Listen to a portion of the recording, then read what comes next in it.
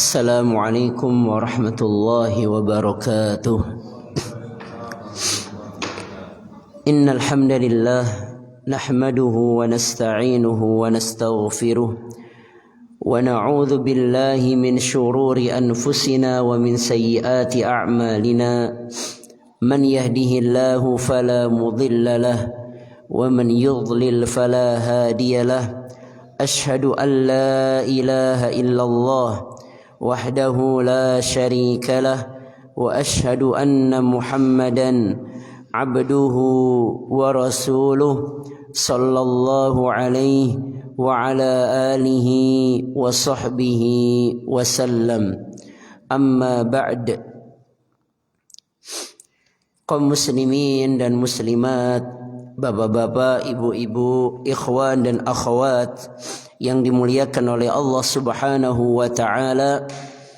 Alhamdulillah, kembali kita melanjutkan pembahasan dari kitab Ashru Qawaid fi Tazkiyatin Nafs yang ditulis oleh Asy-Syaikh Abdul Razzaq bin Abdul Muhsin Al-Badr hafizahumallahu taala. Dan alhamdulillah kita sudah masuk ke dalam kaidah yang kedua. Cara yang kedua dari cara tazkiyatun nafas. Setelah cara yang pertama adalah mentauhidkan Allah Subhanahu wa ta'ala, maka cara yang kedua adalah dengan berdoa. Kenapa? Karena doa merupakan kunci tazkiyatun nafas. Kenapa doa merupakan kunci tazkiyatun nafas? Karena tidak ada sesuatu yang lebih mulia di sisi Allah daripada doa. Ini alasan yang pertama. Kenapa doa merupakan kuncinya tazkiyatun nafas? Yaitu karena tidak ada sesuatu yang lebih mulia di sisi Allah daripada berdoa. Dan doa adalah memanggil Allah, meminta kepada Allah, ngemis-ngemis. Maka ngemis-ngemis kepada Allah, Allah menjadikannya sesuatu yang paling mulia di sisi Allah Subhanahu wa ta'ala. Kemudian alasan yang kedua adalah karena doa merupakan ibadah yang paling afdal. Doa ngemis-ngemis ini merupakan ibadah yang paling afdal. Kenapa? Karena di dalam berdoa ini menunjukkan bahwa seorang hamba merasa dirinya lemah. Sehingga karena dirinya merasa lemah, dirinya butuh kepada Allah Subhanahu wa ta'ala. Dan dengan doa ini, seseorang itu senantiasa patuh, taat, tunduk, menghinakan dirinya di hadapan Allah Subhanahu wa ta'ala. Tidak merasa dirinya itu sombong. Karena orang yang tidak mau berdoa adalah orang yang sombong. Dan di dalam doa ini seseorang mengakui akan maha mampunya Allah. Mengakui bahwa Allah mampu atas segala sesuatu. Dan bahkan orang-orang yang benci Islam, musuh-musuh Islam, musuh-musuh Allah, Allah pun memberikan kepada mereka. Kalau mereka berdoa, Allah Subhanahu wa ta'ala pun kabulkan doa mereka. Apalagi doa seorang muslim. Kemudian alasan yang ketiga kenapa doa merupakan kuncinya tazkiyatun nufus, karena doa merupakan kunci atau pembuka semua pintu kebaikan. Karena seluruh kebaikan hanya di tangan Allah. Nah, untuk mengambil kebaikan-kebaikan itu semuanya, untuk mendapatkan kebaikan-kebaikan itu semuanya harus dengan berdoa. Harus dengan meminta kepada Allah Subhanahu wa ta'ala. Nah, itulah alasan kenapa doa merupakan kunci tazkiyatun nufus. Kemudian pembahasan yang terakhir kita sampaikan pada pertemuan yang lalu adalah bahwasannya Allah Subhanahu wa ta'ala menjanjikan bagi orang-orang yang mau berdoa dengan diijabahi doa tersebut. Apa itu ijabah? Yaitu dijawab. Ya. Permintaannya dikabulkan oleh Allah Subhanahu wa ta'ala. Nah, sekarang kita lanjutkan di halaman yang ke-14. Perkataan sahabat Umar bin Khattab radhiyallahu anhu. Nah, hendaknya perkataan sahabat Umar bin Khattab radhiyallahu anhu ini betul-betul kita fahami dan betul-betul kita ingat setiap kali kita ingin berdoa. Wa qala amirul mu'minina, dan telah berkata Amirul Mukminin, pemimpin seluruh kaum mukminin. Siapa itu? Umar bin Al-Khattab radhiyallahu anhu, yaitu sahabat Umar bin Khattab radhiyallahu anhu. Inni, sesungguhnya aku, la ahmilu. Kalau ahmilu itu asal artinya adalah membawa. Aku tidak membawa hamma, keinginan yang kuat, al-ijabati, untuk diijabai. Itu kalau terjemahan perkatanya seperti itu. La ahmil, aku tidak membawa hamma, keinginan yang kuat, al-ijabah, untuk diijabai. Maksudnya apa? Aku tidak mementingkan apakah diijabahi atau tidak. Di dalam berdoa yang aku fikirkan bukan diijabahi atau tidaknya, tapi apa? Walakin, dan akan tetapi, hamma, keinginan kuat tersebut adalah ad-du'a'u, yaitu berdoa. Maksudnya apa? Yang aku fikirkan adalah yang penting berdoa. Ya. Tidak memikirkan diijabai atau tidak. Karena kalau seseorang ketika berdoa dia mikirnya ini, daripada nanti berdoa enggak diijabai, sudah capek-capek doa enggak diijabai, mending tidak usah berdoa saja. Nah, ini akibat dari apa? Ketika berdoa hanya memikirkan diijabai atau tidak. Padahal yang lebih penting adalah yang harus dia fikirkan, yang penting berdoa. Ya. Mau diijabai atau tidak, berdoa dulu. Urusan diijabai itu belakangan. Yang penting berdoa dulu. Ya, kayak misalnya seseorang ya ingin meminta bantuan kepada orang lain, ya. Kalau dia mikirnya paling nanti ya nggak bisa membantu, kayaknya dia nggak bisa membantu, maka apa? Maka kita tidak akan mendatangi orang tersebut. Tapi kalau udah yang penting saya datang dulu, adapun nanti dia bisa bantu atau tidak itu urusan belakang. Yang penting ya saya datangi dia dulu.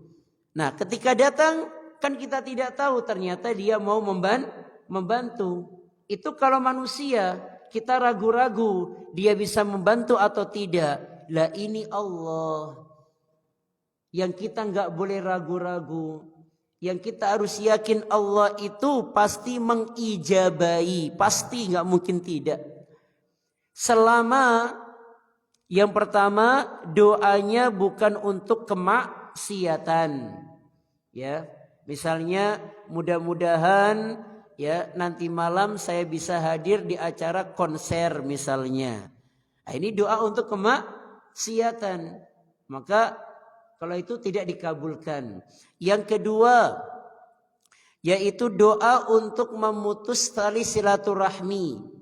Ya, berdoa, ya Allah, jangan kau pertemukan aku dengan dia. Ini doa memutus tali silaturahmi. Ini tidak diijabahi, tidak dikabulkan.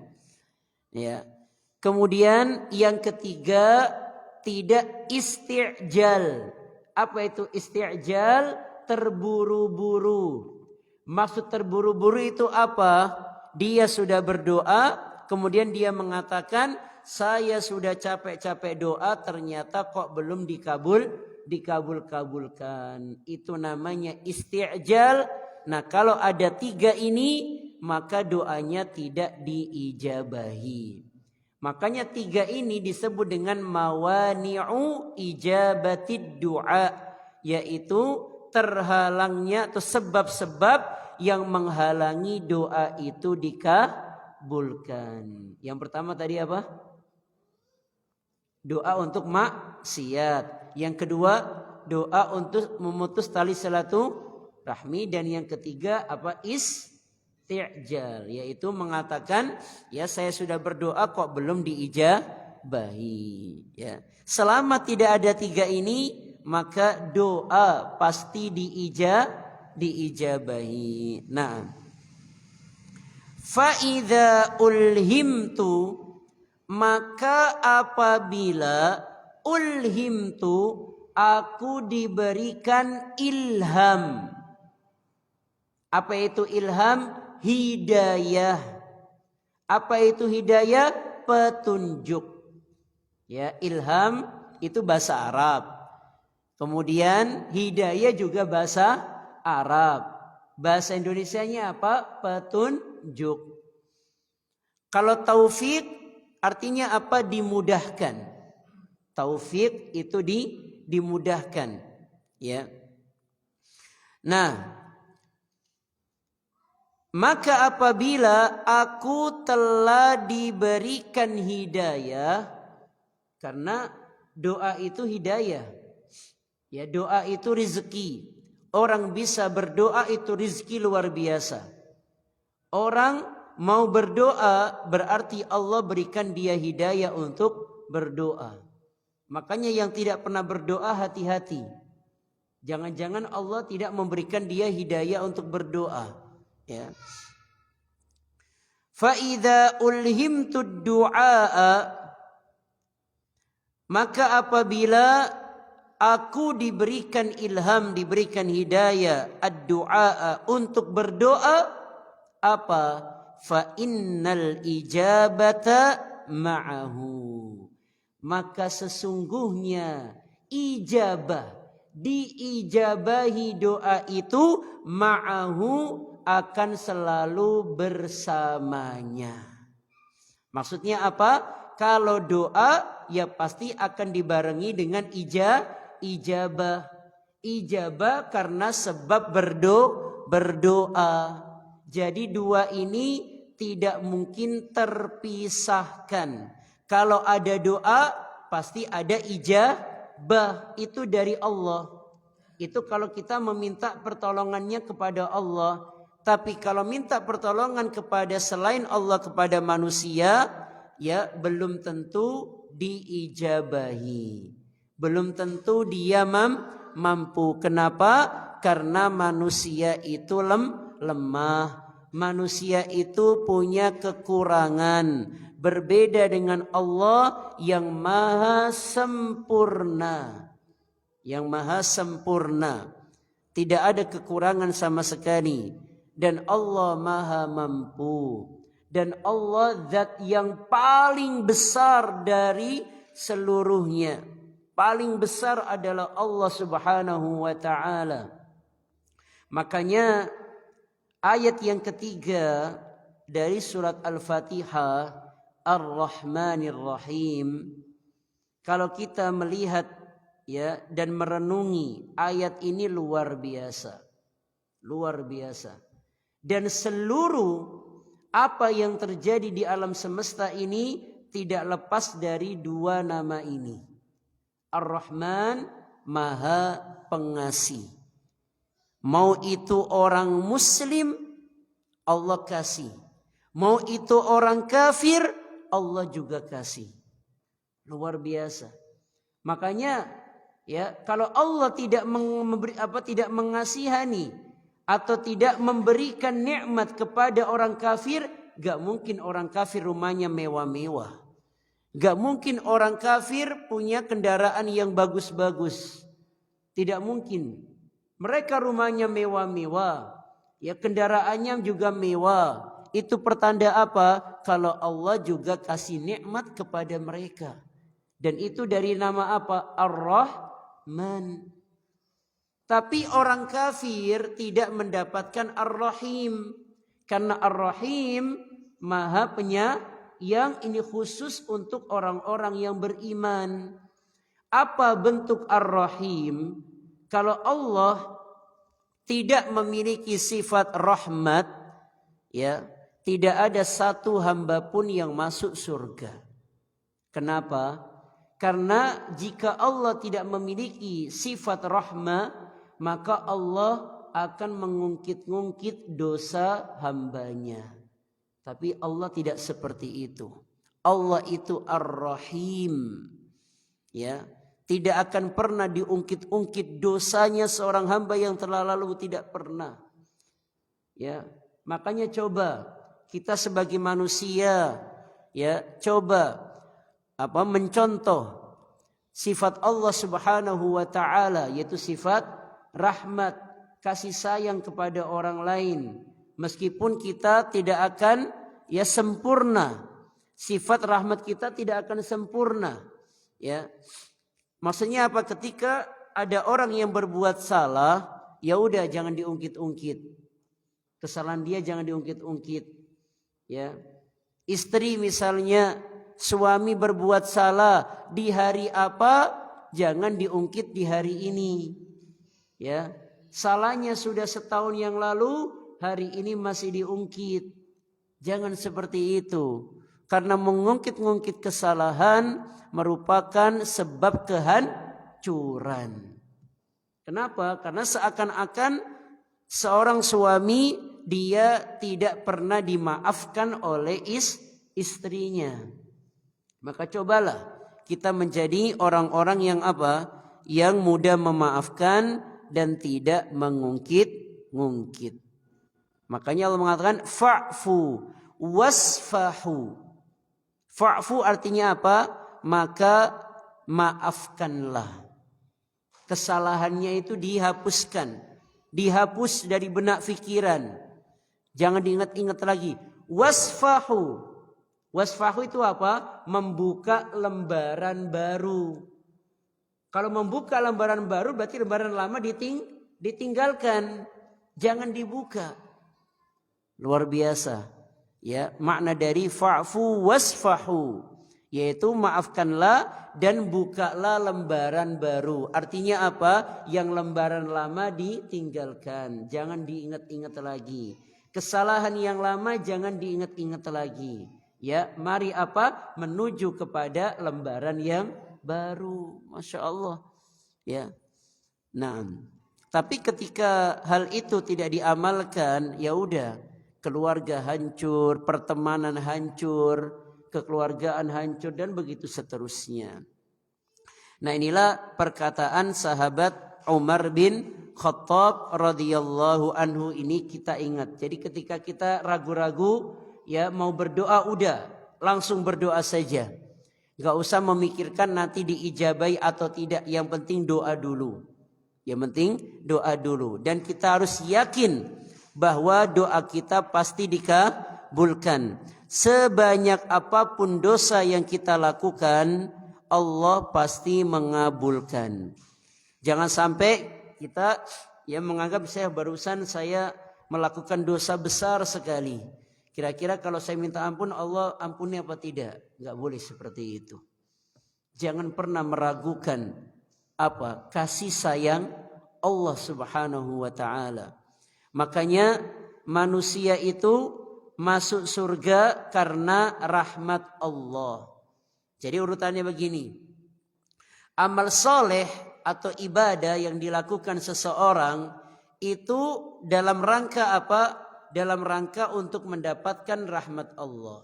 Sarana atau jalan untuk mendapatkan rahmat Allah. Nah, rahmat Allah inilah sarana menuju ke surga. Jadi ibadah yang kita lakukan ini dalam rangka apa? Agar kita itu mendapat kasih sayang Allah. Nah, kalau mau mendapatkan kasih sayang ya harus mau berusaha. Harus sungguh-sungguh. Ya, ingin mendapatkan cintanya Allah ya sungguh-sungguh. Jangan berleha-leha. Ya. Ketika mendengar azan segera ke masjid. Ya. Ketika ada pengajian, segera ikut pengajian untuk mengejar apa? Rahmat Allah. Apalagi di pengajian atau di majelis ilmu, rahmat Allah dibagi secara secara gratis. Ya, dibagi. Wa haffathumul malaika, dan malaikat pun juga sedang berkeliling. Ya. Wa ghasyiyatuhumur rahmah, dan dikelilingi oleh rahmat Allah. Kejar. Makanya jauhi dosa yang bentuknya laknat atau perbuatan yang diancamnya dengan laknat. Karena laknat artinya adalah dijauhkan dari rahmat Allah. Ya, dijauhkan dari rahmat Allah. Bagaimana mau masuk surga kalau dia dijauhkan dari rahmat Allah, ya. Makanya terus minta kepada Allah Subhanahu wa taala. Kemudian wa'an Mutarrif bin Syikhir, dan dari Imam Mutarrif bin Syikhir rahimahullahu taala, beliau mengatakan tadzakkartu, aku ingat majima'ul khairi. Ya, ketika mendengar kata-kata jima' itu jangan berpikiran negatif. Jangan berpikiran porno. Karena jima' itu artinya apa? Berkumpul. Ya. Bisa ijtima', bisa jima'. Ya. Dan Syekh Abdul Razak bin Abdul Muhsin Al-Badr hafidhahumallahu taala, beliau menulis tentang hak-hak para pemimpin. Beliau mengatakan apa? Wajima'u al-huquq, dan kumpulan hak-hak itu tarji'u ila khamsah, ada 5. Jadi jangan berpikiran negatif ketika mendengar istilah jima', jangan. Ya, karena jima' artinya apa? Berkumpul. Nah, di sini aku ingat apa itu pusatnya kebaikan. Ya, tadi berkumpul maksudnya apa? Pusatnya. Kalau makna secara makna dari kata jima adalah tadi berkumpul. Tapi secara pemahaman adalah pusatnya. Ya, sentralnya kebaikan. Sentral kan tempat berkumpul, ya. Sentralnya kebaikan. Apa? Fa idza al khairu katsirun.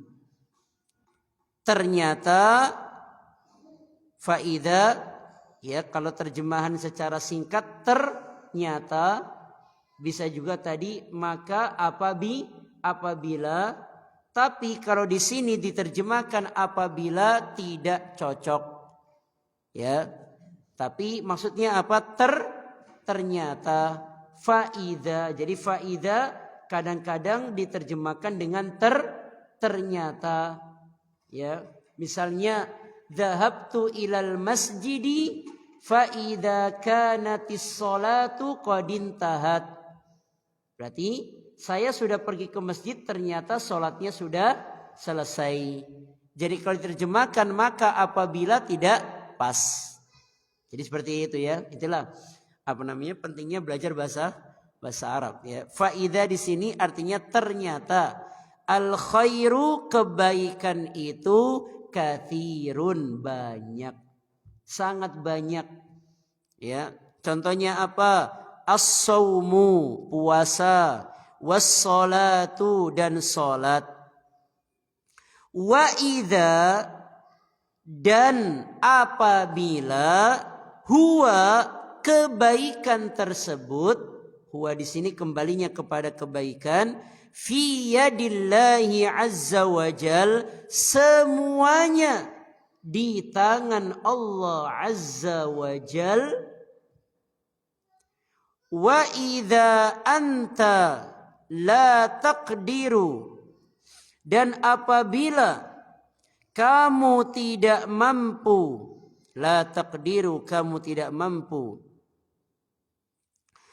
ala, jadi kalau kata takdir atau yaqdir itu setelahnya harus ada ala, qadirun ala, makanya ala kulli syai'in qadir, bukan qadirun syai'an, tapi ala, ada kata alanya, ya. Dan apabila kamu tidak mampu, ya. Sebentar, tadi yang kata wa idza huwa, ini lebih tepatnya bukan wa idza, tapi faida juga. Ternyata kebaikan itu semuanya ada di tangan Allah. Kenapa? Karena kalau kita katakan di sini pakai wa dan apabila, maka setelahnya harus ada apa? Jawaban dari apabila.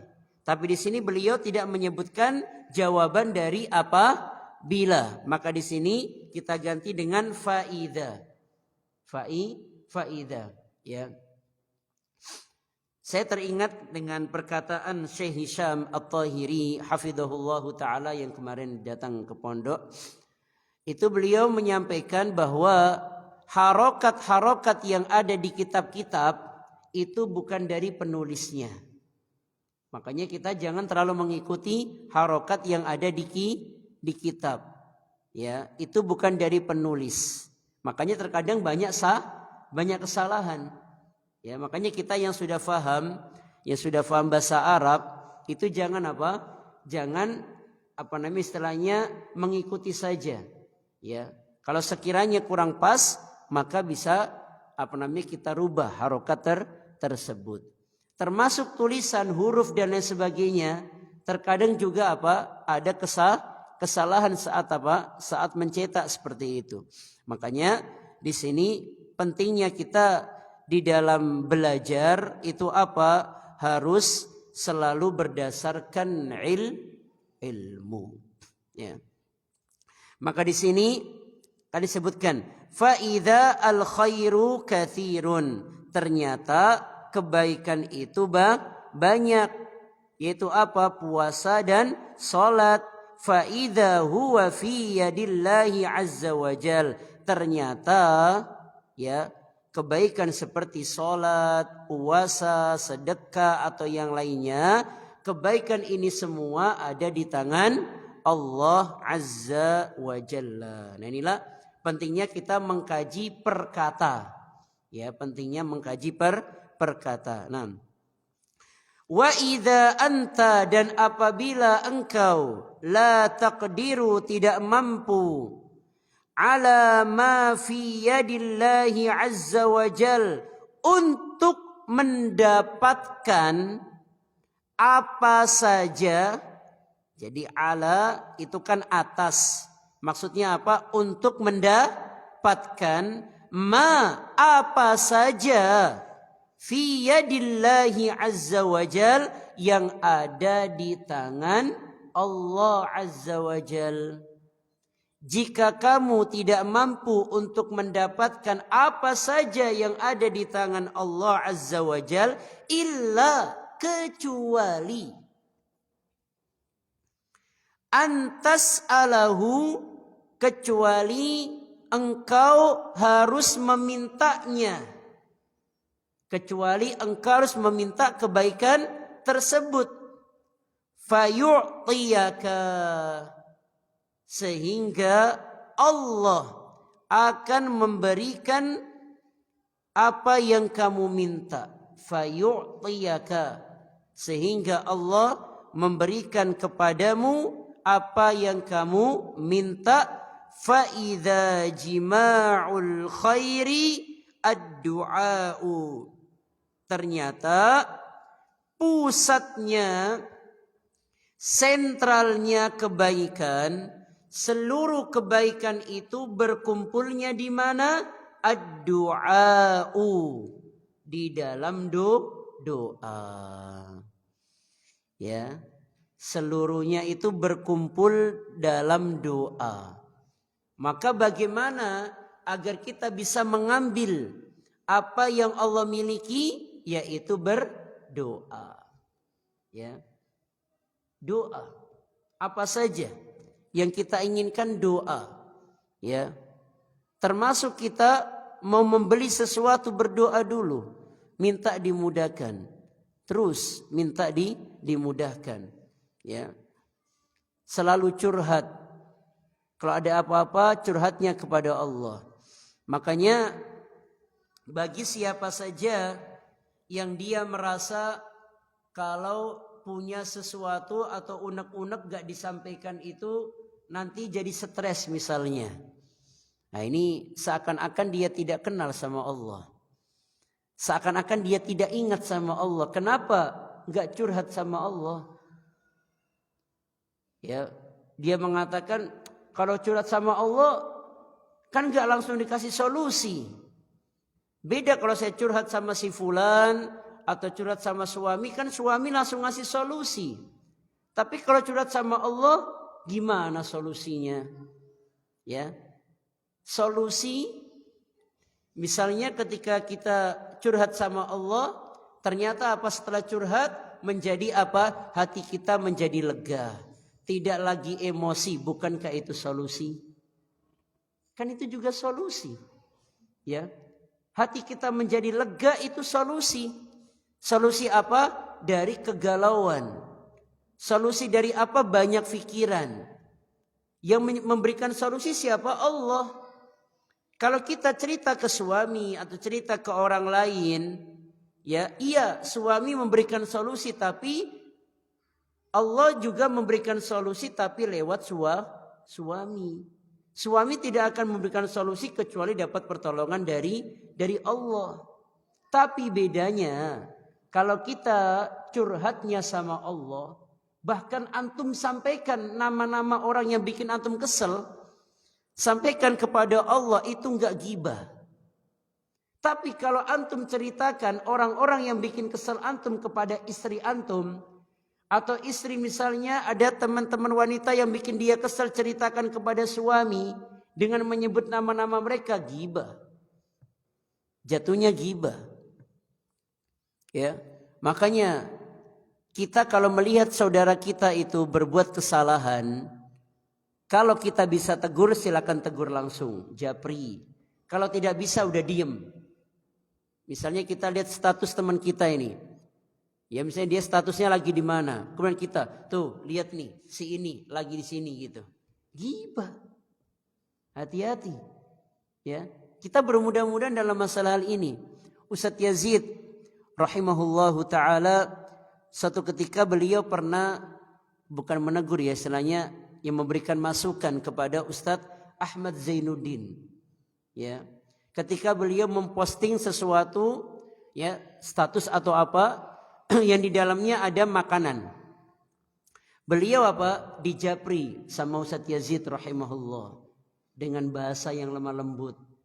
Ya, Ustadz Ahmad, apakah antum tidak kasihan sama orang-orang yang tidak bisa makan enak seperti antum? Ya, karena bisa jadi apa? Ada orang yang hasad, ya apa tidak? Beliau artinya apa? Di sini beliau Ustadz Yazid ketika tidak suka dengan apa yang dilakukan oleh Ustadz Ahmad Zainuddin, beliau enggak gibah, tapi langsung japri. Sama juga ketika ada kabar dulu yang heboh, ya hati-hati ini, ya. Yang kabar apa? Ustadz Syafiq nikah lagi. Tahu kan antum? Itu kan heboh itu, ya. Ini hati-hati, ya. Takut gibah. Nah, Ustadz Yazid tidak. Beliau langsung japri ke Ustadz Syafiq, memastikan benar enggak ini kabar. Kalau benar, beliau doakan seperti itu. Begitu caranya. Jadi kalau kita enggak suka japri, jangan jadi bahan gunjingan, gibah. Gibah itu dosanya enggak main-main, dosa besar. Kenapa kok dosa besar bukan dosa kecil? Karena ancamannya enggak main-main. Adabnya enggak main-main. Apa adab dari gibah? Kebanyakan orang memahami adab gibah itu apa? Makan bangkai saw. Itu bukan adab. Itu bukan hukuman. Ya, itu adalah perumpamaan. Sebagaimana dijelaskan oleh Imam Asy-Syaukani rahimahullahu taala ketika menafsirkan ayat wala yaktab ba'dukum ba'dha ini dan seterusnya, beliau mengatakan apa? Di antara hikmah Allah mengumpamakan orang yang digibai itu dengan bangkai. Kenapa? Karena bangkai tidak tahu siapa yang merusak tubuhnya. Bangkai tidak tahu siapa yang menyakiti tubuhnya. Maka sama orang yang digibai tidak tahu siapa yang menggibai dirinya. Kemudian Allah juga mengumpamakan kehormatan seorang muslim dengan daging. Sebagaimana dagingnya tidak boleh dimakan, maka kehormatannya tidak boleh dinodai. Ini perumpamaan, bukan azab. Azabnya apa? Sebagaimana dijelaskan oleh Rasulullah SAW, di mana ketika beliau naik ke atas, diajak naik ke atas, beliau melihat ada suatu kaum yang memiliki kuku-kuku yang terbuat dari tembaga. Kuku itu dari tembaga. Kemudian dia mencakar-cakar wajahnya, mencabik-cabik dadanya, tubuhnya. Maka Nabi bertanya kepada malaikat Jibril, siapa mereka wahai Jibril? Maka Jibril menjawab, mereka adalah alladzina ya'kuluna luhuman nas wa yaqa'una fi a'radihim. Mereka adalah orang yang suka gibah dan menodai kehormatan seorang muslim. Ini adab dari gibah. Dan gibah itu enggak bisa dihapuskan dengan air wudu. Dosa gibah enggak bisa dihapuskan dengan cukup membaca istighfar, tidak. Karena gibah berkaitan dengan hak manusia. Kalau berkaitan dengan hak manusia, maka harus minta dihalalkan. Makanya para ulama menjelaskan bagaimana cara istighfar, cara taubat dari gibah, yaitu banyak istighfar. Yang kedua, jika mendatangi orang tersebut membuat orang itu semakin marah, maka caranya apa? Ganti dengan doakan orang tersebut. Kalau tidak mendoakan, ya berarti belum bertaubat dari gibah. Ya, kafaratuha, kafarahnya, penghapus dosa dari gibah itu apa? Yaitu mendoakan orang yang digibai. Kalau tidak berani datang, ya. Tapi kalau berani datang maka sudah cukup. Dia memaafkan, ya tidak apa-apa, jangan diulangi lagi, cukup. Kita nggak perlu mendoakan dia lagi, cukup itu. Tapi kalau kita nggak mau ya mendatangi dia, ganti dengan mendoakan. Jadi khusus, taubatnya pun khusus, nggak main-main. Tapi ini kita remehkan sekali. Ya masalah ghibah ini. Ya kalau lihat aja, makanya kalau lagi kumpul-kumpul, ini jangan sampai ada orang yang tidak ada di situ dibahas. Tapi kalau orangnya ada nggak apa-apa, kan berarti nggak tidak ghibah. Kan dari kata ghibah itu kan ada kata ghoba, tidak orangnya nggak ada. Ya kalau orangnya ada ya nggak ghibah. Ya orangnya ada tapi dia jauh ya ghibah. Itu. Kalau orangnya nggak dengar ya apa? Berarti dia ghibah. Itu hati-hati nih. Ya. Sholat, jangan sampai sholat kita, jangan sampai ibadah-ibadah kita rusak karena ghibah ini. Ya, di mana-mana ghibah, di medsos ghibah, di grup ghibah, nggak boleh seperti itu. Ya, nah, maka ya agar kita terhindar dari dosa ghibah ini, maka kalau ada apa-apa curhatnya kepada Allah. Boleh antum sampaikan, ya Allah suami saya begini-begini, gak apa-apa. Ya Allah istri saya begini, gak apa-apa, sebutkan.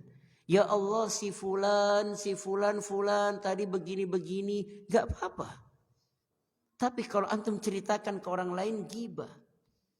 Contoh misalnya ada grup ronda 4 orang, ada 1 orang gak pernah hadir. Ini antum hati-hati nih, jangan jadi ladang ghibah ini. Tapi apa? Ya, nama dia boleh antum sebutkan hanya kepada yang bisa menasihati orang itu. Misalnya Pak RT atau Pak RW, enggak apa-apa antum saking Pak, si ini enggak pernah hadir, itu enggak apa-apa, itu enggak ghibah. Itu tidak termasuk ghibah. Kenapa? Dalam rangka untuk kemaslahatan. Karena kalau enggak disebutkan namanya, Pak RT mau nasihati siapa kan gitu. Kan kita menyebutkan nama dia agar dia dinasihati, enggak apa-apa, itu bukan ghibah. Para ulama menjelaskan itu bukan ghibah.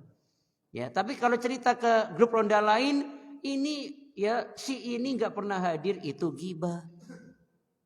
Hati-hati. Dan kita itu jangan merasa apa? Merasa kayak selalu benar. Dikit-dikit misalnya ini si fulan nggak pernah hadir begini, ingat namanya orang itu terkadang apa? Ada kebutuhan mendesak. Terkadang ada orang itu punya uzur. Nah coba kita bermudah-mudahanlah untuk memahami uzur orang lain. Jangan bermudah-mudahan dalam suudzon. Husnudzon lah, oh mungkin dia nggak datang karena ketiduran atau karena kecapean. Ya, antum sampaikan kepada diri antum. Memang saat ini yang tidak hadir dia, tapi suatu saat bisa jadi saya yang tidak hadir. Ya. Termasuk orang-orang yang apa? Yang misalnya diberikan ujian untuk membawa anaknya ke masjid misalnya. Maka silakan nasihati, silakan berikan masukan, tapi jangan menjelek-jelekan. Kenapa? Karena suatu saat bisa jadi yang menjelek-jelekan itulah yang akan diuji untuk membawa anaknya ke masjid. Ingat, semua yang ada di dunia ini tuh ujian. Semuanya itu ujian. Ya, makanya ujian itu ada yang baik, ada yang buruk. Ya, dihadapkan dengan kemaksiatan ujian, dihadapkan dengan ketaatan ujian, semuanya itu ujian. Makanya kalau ada orang yang melakukan kemaksiatan, kita doakan dia. Kalau bisa nasihati, kalau nggak bisa doakan. Jangan dicaci maki. Ya, ini si fulan udah sering ngaji, masih aja ghibah. Ya, kayak nggak pernah ngaji aja. Ya. Nah, hati-hati ini. Ya. Bisa jadi yang ghibah sekarang dia. Ya, yang tadi temannya ini. Nah, nanti hari berikutnya dia yang ghibah. Atau misalnya sering datang saf pertama, ya, lihat temannya ini perasaan nggak pernah saya lihat dia di saf pertama ini, kerjaannya di saf belakang terus, masbuk terus. Hati-hati, ya. Memang sekarang dia yang masbuk, bisa jadi antum yang akan jadi masbuk ke depannya. Namanya orang itu pasti punya udzur. Makanya ketika melihat seperti itu, ada teman yang sering terlambat, sering di belakang, sampaikan kepada Allah, alhamdulillah. Ya Allah, ya kalau bukan karena pertolongan dari Engkau ya Allah, ya aku tidak akan bisa berada di saf pertama. Dan antum hati-hati, yang seperti itu bisa membuat pahala itu hilang. Kenapa? Pahala ibadah itu hilang dengan sombong dan ujub. Nah, setan itu pintar. Jadi antum bukan dikendorkan ibadahnya, bukan. Tapi apa? Dipuji-puji sama setan. Wah, kamu itu luar biasa ya. Ya selalu saf pertama, datangnya sebelum adzan, selalu dapat takbiratul ihram bersama imam, luar biasa. Enggak kayak teman kamu itu. Ya kerjaannya terlambat terus. Nah, ini antum ceploskan, ya. Iya ini kerjanya terlambat terus berarti Nah, pahala ibadah antum lenyap. Makanya Nabi mengatakan salasun muhlikat. Ada 3 perkara yang akan membinasakan. Apa diantaranya?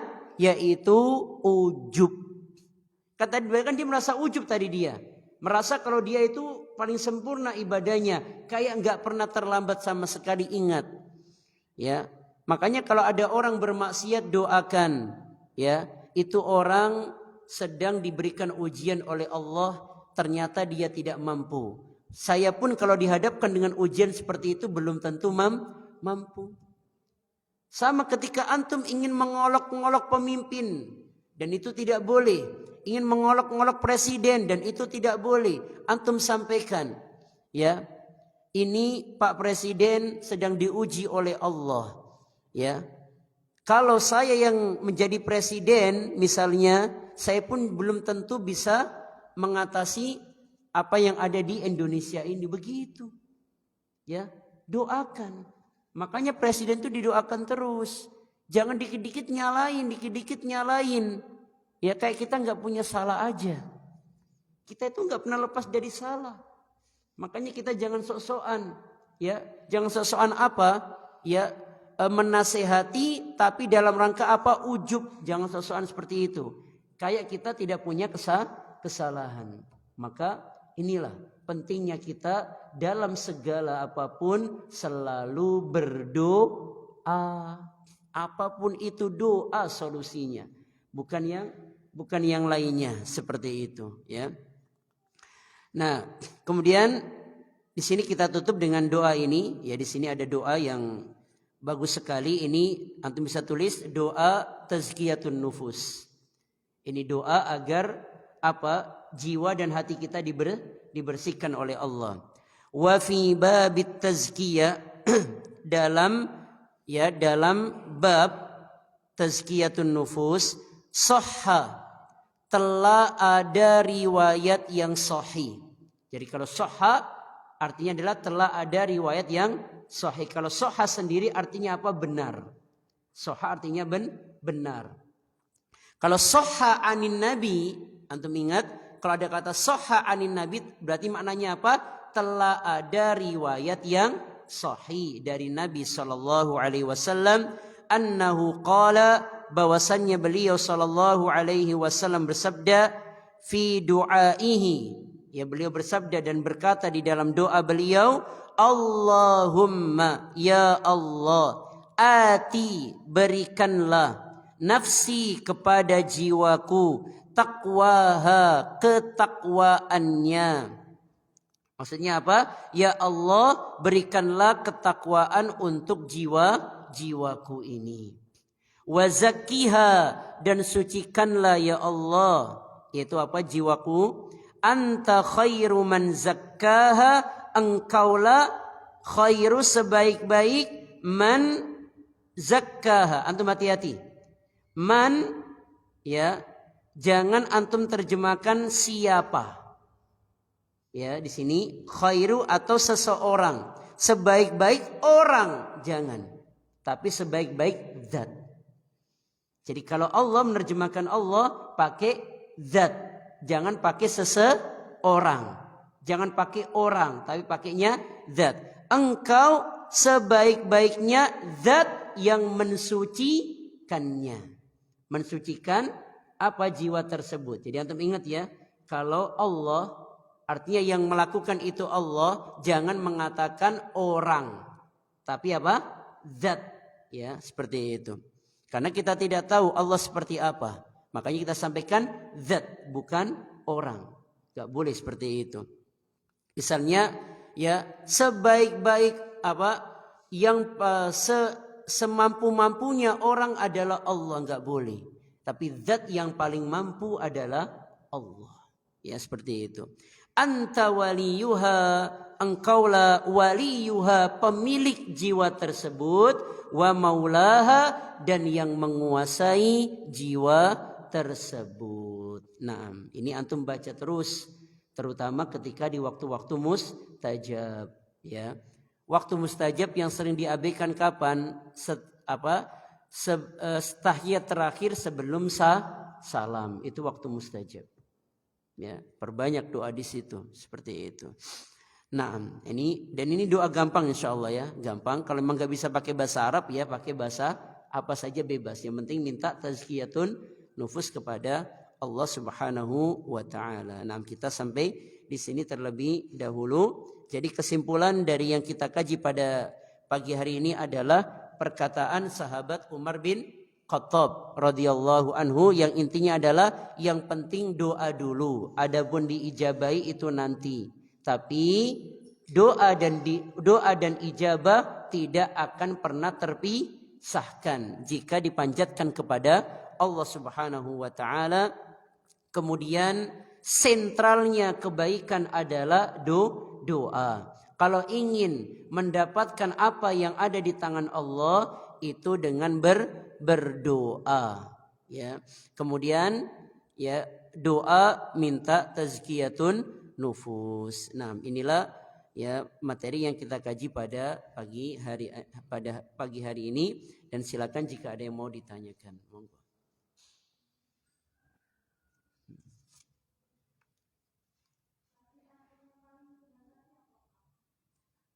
Kenapa? Anta waliyuha, engkaulah pemilik jiwa tersebut. Wa maulaha, dan engkaulah yang menguasai jiwa tersebut. Nah. Assalamualaikum Ustaz. Waalaikumsalam warahmatullahi wabarakatuh. Kita harus memaafkan, tidak mengungkit-ungkit.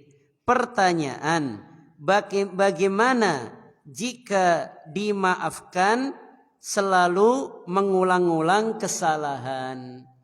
Dia sudah dimaafkan tapi masih mengulang-ulang kesalahan. Ya, yang dipermasalahkan ketika itu adalah kesalahan yang sekarang dia lakukan. Gak usah bawa-bawa dulu-dulu, gak usah. Ya, gak usah bawa yang dulu-dulu. Jadi kesalahan hari ini itu yang dikaji, itu yang dibahas. Ya, meskipun kesalahan itu sudah terulang. Pertanyaannya, apakah Allah pernah mengatakan kepada seorang hamba, kamu sering mengulang-ulang dosa ini, pernah enggak? Dalam Quran ada apa tidak? Tidak ada. Maka udah, sampaikan aja, enggak usah disampaikan yang dulu-dulu, enggak perlu. Jadi cukup yang dikaji adalah kesalahan ini. Kecuali jika menyebutkan kesalahan yang dulu dalam rangka apa? Menekankan bahwa kesalahan ini fatal, maka tidak mengapa dalam rangka menekankan, bukan mengungkit-ungkit.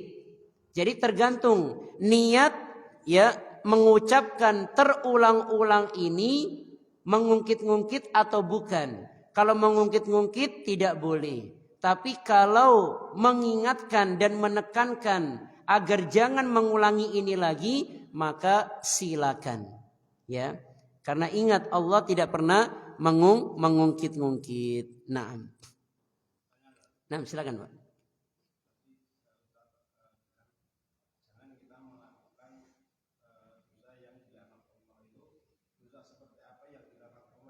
Nah, di antaranya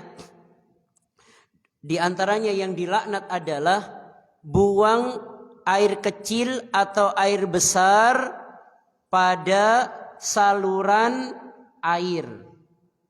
Yang kedua, buang air kecil atau air besar di tengah jalan atau di pasar. Kemudian buang air kecil atau air besar di tempat yang rindang, yang buat apa berteduh orang. Kemudian termasuk juga adalah yang suka namimah. Termasuk juga adalah yang buang air kecil namun dia tidak apa? Tidak membersihkannya atau tidak istinja atau istijmar. Kemudian yang diantaranya juga adalah yang mencukur jenggot. Di antaranya yang mencukur jenggot. Kenapa?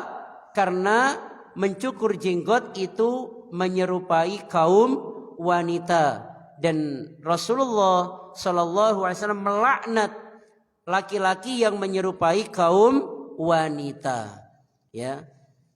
Kemudian yang dilaknat juga adalah yang melaknat orang tua, ya, mengutuk orang tua, atau termasuk juga adalah dia mencaci maki orang lain, mencaci maki orang tua dari orang lain, dan orang itu akhirnya mencaci maki orang tua kita. Kemudian yang dilaknat juga adalah menolong ahlul bid'ah, menolong ahlul bid'ah. Nah ini diantara perbuatan-perbuatan yang dilaknat. Tapi di sini yang sering diremehkan itu apa? Yaitu tadi masalah jenggot, ya. Kenapa? Karena menyerupai kaum wanita. Tapi masih banyak lagi yang lainnya. Gak mungkin kita sebutkan semuanya seperti itu. Nah, silakan. Apa ini? Pertanyaan? Oh ya, silakan. Oh ya, yang mana? Yang ini. Bismillah, izin bertanya Ustadz, bagaimana cara kita mendoakan orang yang kita gibahi, tapi orangnya banyak sampai tidak ingat siapa saja? Naam. Yang pertama, ini untuk jawaban yang pertama, kita tidak perlu menyebutkan namanya. Allah sudah tahu. Maka sampaikan kepada Allah, ya Allah, tolong ampuni dosa-dosa orang yang telah aku gibahi ya Allah. Ya Allah, mudahkanlah segala urusan orang-orang yang telah aku gibahi ya Allah.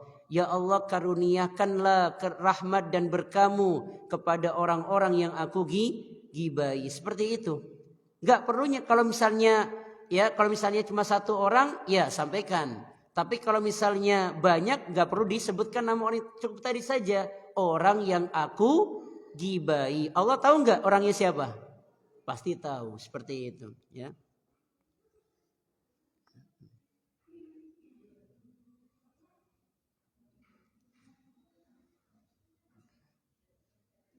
Mana?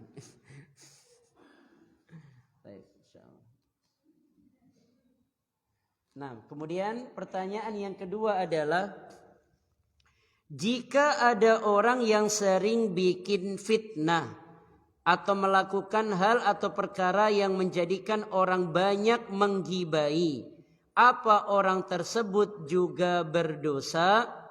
Kita lihat dulu, kalau memang dia tujuannya ke situ, tujuannya itu agar dia itu digibahi, maka jelas dia berdosa.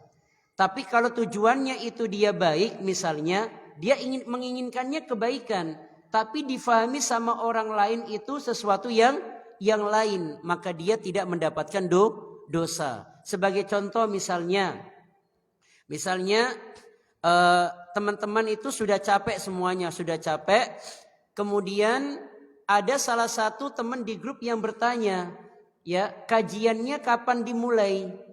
Kajiannya kapan dimulai? Dia tujuannya apa? Tujuannya sudah rindu dengan kajian, pengen segera ikut kajian. Maka ternyata difahami sama teman-teman yang lain, Ini orang nggak tahu diri apa, kita sudah capek-capek kayak gini kok malah apa? Nanya kapan kajian, maka dia tidak berdosa.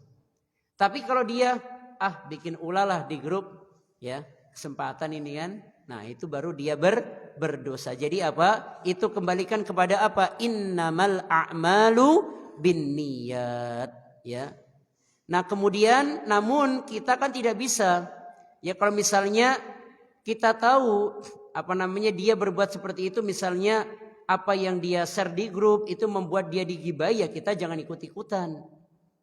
Tadi kedepankan husnudzon, ya, oh mungkin dia niatnya baik, ya. Kalau misalnya dia suka memfitnah, kita doakan semoga Allah mengampuni dia, semoga Allah memberikan hidayah. Enggak usah dijadikan bahan gibahan, ya. Meskipun dia seperti itu, misalnya niatnya itu bikin ulah, kemudian kita gibah, ya kita kena dosa. Ya, kita juga kena dosa. Dosa apa? Menggibai. Jadi mau yang meng-share itu dia bikin ulah atau tidak, udah jangan digibahi. Makanya tadi kan kita sampaikan apa? Contohnya kayak tadi misalnya dia bikin status, gak perlu kita sampaikan tuh lihat nih si ini, gak perlu.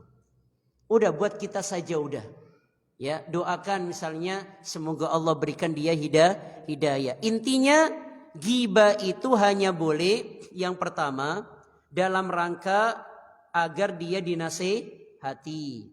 Yang kedua agar manusia terbebas dari keburukannya boleh. Misalnya nyebutkan si ini ya suka sudah ada 5 warga yang menjadi korban pelecehan seksualnya atau korban pencuriannya, itu enggak apa-apa. Nama dia disebutkan enggak apa-apa dan itu tidak ghibah, karena kalau enggak disebutkan orang tidak bisa berhati-hati. Ya. Maka kalau seperti ini boleh dia menyebutkan namanya. Tapi kalau misalnya enggak ada kebutuhan seperti ini enggak boleh. Namanya harus ditutup. Makanya kalau ditanya sama istri misalnya, emang siapa sih namanya? Ada deh gitu. Ada, gak usah sebutkan namanya. Tapi kalau misalnya kita nggak sebutkan namanya, kok istri tahu? Ya jangan diceritakan. Jangan diceritakan karena istri tahu berarti kan ghibah kan gitu. Karena istri tahu siapa dia yang dimaksudkan. Tapi kalau istri tidak tahu maka tidak ghibah seperti itu. Makanya curhat yang paling aman adalah kepada siapa? Allah Subhanahu wa taala. Nangis-nangis sama Allah, ngerengek-rengek sama Allah. Ya, itu plong insyaallah seperti itu.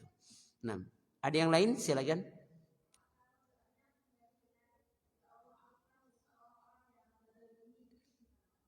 Ya, sama karena ghibah merupakan kedzaliman. Ya, karena ghibah itu merupakan kedzaliman seperti itu. Nah. Silakan. Adab di dalam berdoa yang pertama adalah yaitu diawali dengan memuji Allah dan berselawat untuk Rasulullah sallallahu alaihi wasallam. Kemudian yang kedua mengangkat kedua tangan. Tapi mengangkat kedua tangan ini kalau tadi, jadi adab yang tadi kita sebutkan ya, itu kalau bentuknya ingin meminta sesuatu kepada Allah, butuh, curhat, nyampaikan unek-unek, minta kepada Allah, maka adab-adab ini berlaku. Yaitu apa? Memuji Allah, bersalawat untuk Rasulullah, kemudian mengangkat kedua tangan, kemudian tidak terburu-buru, kemudian tidak berdoa untuk bermaksiat atau memutus tali silaturahmi. Tapi kalau doa yang bentuknya adalah doa setelah makan, doa mau masuk masjid, doa keluar masjid, doa setelah berwudu, tidak perlu mengangkat kedua tangan. Jangan setelah makan doa. Ya, enggak ada seperti itu. Jadi mengangkat tangan kapan? Ketika butuh, ingin menyampaikan sesuatu kepada Allah itu. Lah, kalau mau minum air zam-zam, kenapa kok begini? Ya, minum air zam-zam itu bukan karena air zam-zamnya. Tapi karena mau minum air zam-zam adalah waktu mustajab. Karena waktu mustajab ya kita minta sama Allah sebanyak-banyaknya. Ya, makanya bukan doa minum air zam-zam, enggak. Enggak ada doa minum air zam-zam apa ya bismillah. Ya, tapi berdoa sebelum minum air zam-zam adalah doa secara umum. Kenapa? Karena waktu itu mustajab. Seperti itu. Itu diantara adab-adab dalam berdoa. Dan satu-satunya khutbah yang boleh mengangkat kedua tangan ketika berdoa adalah khutbah istisqa. Salat meminta hujan. Selain itu gak ada doa yang mengangkat kedua tangan. Ya, khutbah Jumat berarti tidak. Bukan seperti ini. Tapi kalau saat istisqa begini. Dan ngangkat kedua tangan tuh begini, tinggi. Jangan gini. Ini. Tinggi ini. Tandanya kita ngemis. Ini kan kita minta apa ini? Minta ini tandanya, kita minta. Ngemis-ngemis gitu. Ya. Jadi bukan gini. Ini. Atau malah taruh di bawah gini malah gitu kan. Angkat setinggi-tingginya. Karena Nabi SAW ketika berdoa apa? Ketiaknya sampai kelihatan seperti itu. Jadi tinggi, ngangkatnya tinggi. Seperti itu. Tandanya apa? Kita ini apa? Sedang minta ngemis. Ngemis sama Allah. Ya seperti itu. Artinya betul-betul merendahkan di hadapan Allah Subhanahu wa taala. Nah, itulah beberapa adab dalam doa. Apakah doa harus berwudu? Tidak. Artinya wudu bukan menjadi atau suci bukan menjadi syarat diterimanya doa seperti itu. Nah, ada yang lain? Silakan. Baik, kalau tidak ada kita sampai di sini terlebih dahulu. Kita tutup dengan doa kafaratul majlis. Subhanakallahumma wa bihamdika asyhadu an la ilaha illa anta astaghfiruka wa atubu ilaik. Wassalamu alaikum warahmatullahi wabarakatuh.